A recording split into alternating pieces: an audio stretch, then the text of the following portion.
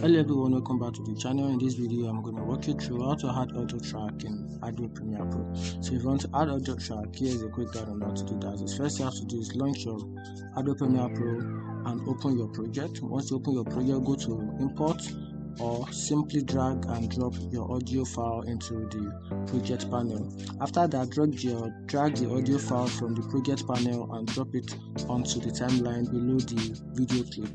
After that, use the effect control panel to adjust the volume of the audio track, like dragging the line in the middle of the audio clip or changing the level value.